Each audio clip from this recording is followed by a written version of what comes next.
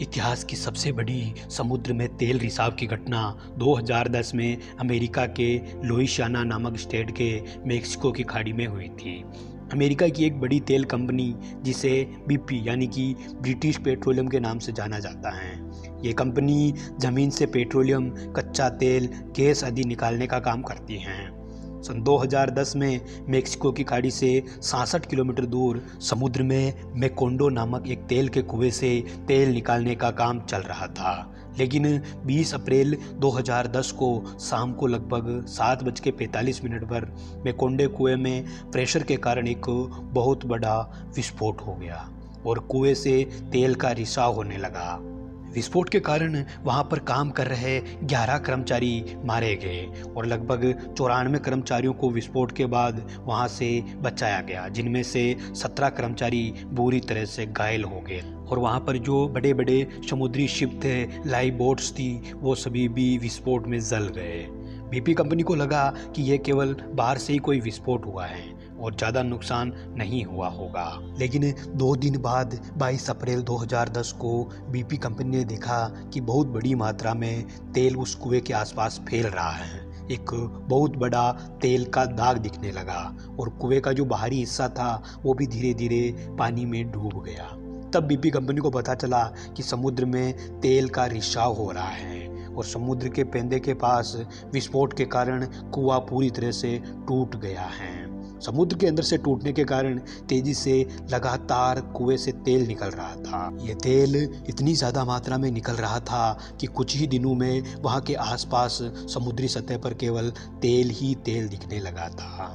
BP company के अनुसार प्रतिदिन लगभग 3000 से 5000 बैरल तेल निकल रहा था। जैसे कि एक बैरल में 159 लीटर होता है और अगर 4 बैरल प्रतिदिन भी मान कर चले तो भी लगभग 6,36,000 लीटर प्रतिदिन तेल निकल रहा था। बीपी कंपनी ने इस रिसाव को रोकने के लिए बहुत सारी कोशिशें की, लेकिन फिर भी 87 दिनों तक समुद्र में तेल का रिसाव होता ही रहा। रिसाव होने वाले तेल की मात्रा इतनी ज़्यादा थी जितना कि इतिहास में पहले कभी नहीं हुआ था और यह समुद्र में डीप में होने के कारण इसे डीप वाटर होराइजन तेल रिसाव के नाम से भी जाना जाने लगा। रिसाव के 87 दिनों के बाद 15 जुलाई 2010 को बीपी कंपनी ने उस कुएं को सीमेंट से सील करवा दिया, लेकिन तब तक बहुत ज़्यादा तेल रिसाव हो चुका था और जल्द ही फैलते हुए तेल ने समुद्र के किनारों को दूषित करना शुरू कर दिया था और देखते ही देखते बहुत ज़्यादा क्षेत्र में फैल गया था। वहाँ के आसपास के क्षेत्र जिसमें लुइसियाना, मिसिसिपी, अलाबामा और फ्लोरिडा के लगभग 1800 किलोमीटर समुद्र तट को तेल ने पूरी तरह से दूषित कर दिया था। यही नहीं, सैटेलाइट चित्रों के अनुसार इस तेल रिसाव ने 70,000 वर्ग मील यानी कि 1,80,000 वर्ग किलोमीटर महासागर को पूरी तरह से प्रभावित कर दिया। ऐसा नहीं है कि बीपी कंपनी ने तेल रिसाव को कम करने के लिए कोई कदम नहीं उठाए। बीपी कंपनी और वहाँ की समुद्र की ट्रांसपोर्ट कंपनी ट्रांस ओशन ने कई सरकारी एजेंसियों के साथ मिलकर इस रिसाव को रोकने के लिए और नुकसान को कम से कम करने के लिए बहुत सारे कदम उठाए, लेकिन फिर भी तेल रिसाव को होने से कुछ हद तक ही रोका जा सका। और एक आंकड़े के अनुसार रिसाव वाले क्षेत्र में लगभग 8,000 से भी ज़्यादा जीवों की प्रजातियां रहती थी। छोटी मछलियां जैसे कि शिशु डॉल्फिन की सबसे ज़्यादा मौत हुई थी। इन क्षेत्रों के तटों पर जहां पहले कुछ गिनी चुनी संख्या में ही समुद्री जीवों के शव आते थे, लेकिन रिसाव के बाद इन समुद्री तटों पर 10 गुना ज़्यादा शव आने लगे थे। तेल रिसाव की इस घटना के बाद अमेरिकी सरकार ने आसपास के सारे तटीय कस्बों और गांवों में समुद्र में शिकार करने के लिए रोक लगा दी थी। इससे वहाँ के लोकल लोगों की आजीविका पर बहुत बुरा प्रभाव पड़ा था। मेक्सिको की खाड़ी में तेल रिसाव के पहले 0.1% मछलियों के शरीरों पर ही घाव थे, लेकिन तेल रिसाव के बाद धीरे धीरे ये आंकड़ा बढ़ता गया और कुछ ही दिनों में लगभग 50% से ज़्यादा मछलियों के शरीर पर तेल से घाव होने लग गए थे। एक रिसर्च के अनुसार जितने स्तनधारी जीव इस रिसाव में मरे थे उनमें से मात्र 5% के शव ही समुद्री तट पर आए थे। BP कंपनी ने अप्रैल 2010 की इस घटना के बाद लगभग 87 दिनों के बाद कुएं को अच्छे से पैक कर दिया था, लेकिन तब तक जो तेल रिसाव हो गया था उसे रोकने के लिए भी बहुत सारी कोशिशें की। BP कंपनी ने समुद्र की सतह पर तैर रहे तेल को नष्ट करने के लिए उसमें आग लगा दी और कंपनी का मानना था कि इससे लगभग 5% रिसाव हुआ तेल जल गया था। इसके बाद कंपनी ने तटीय क्षेत्रों की सुरक्षा के लिए बूम तैयार किए थे।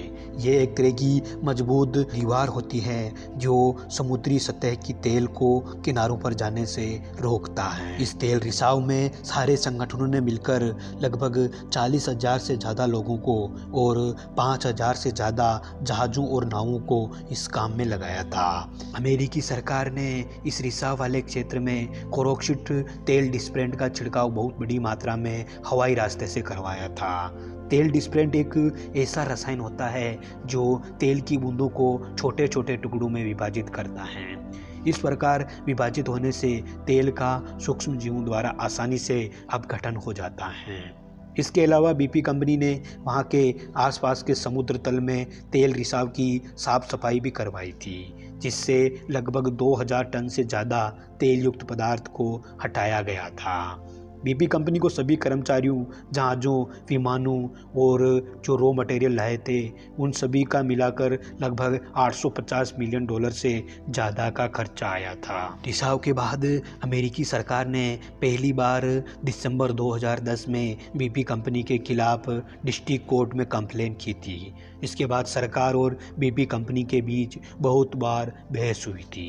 कई बार BP कंपनी ने सरकार पर आरोप लगाया कि वो उनके आंकड़ों को लगातार बढ़ा चढ़ाकर बता रही हैं। इसके अलावा अमेरिकी सरकार अलग अलग तरीके से अरबों डॉलर का जुर्माना कंपनी पर लगाया और BP कंपनी ने लगातार सारे जुर्माने स्वीकार किए थे, क्योंकि उस समय के तत्कालीन राष्ट्रपति बराक ओबामा ने BP कंपनी को फटकार लगाते हुए कहा था कि यह तेल रिसाव की जो घटना है वो दुनिया के इतिहास में सबसे बड़ी प्राकृतिक आपदाओं में से एक है। किसी भी प्रकार की गलती ना हो और हम तब तक लड़ते रहेंगे जब तक कि इसे कंट्रोल नहीं कर लेते और BP कंपनी को सारे नुकसान की भरपाई करनी होगी।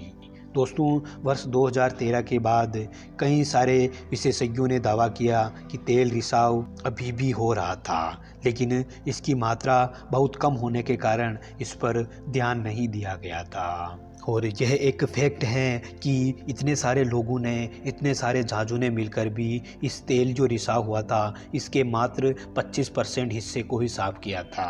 बाकी के 75% तेल को पर्यावरण ने ही साफ़ किया था। इस रिसाव के बाद से लेकर आज तक भी आसपास के समुद्री तटों पर कई तरह की बीमारियां होती रहती हैं। लेकिन आज हम सबके सामने ये एक चुनौती है कि अगर ऐसी घटना दोबारा हो जाए तो क्या दुनिया में तेल कंपनियां इसका समाधान कर पाएगी।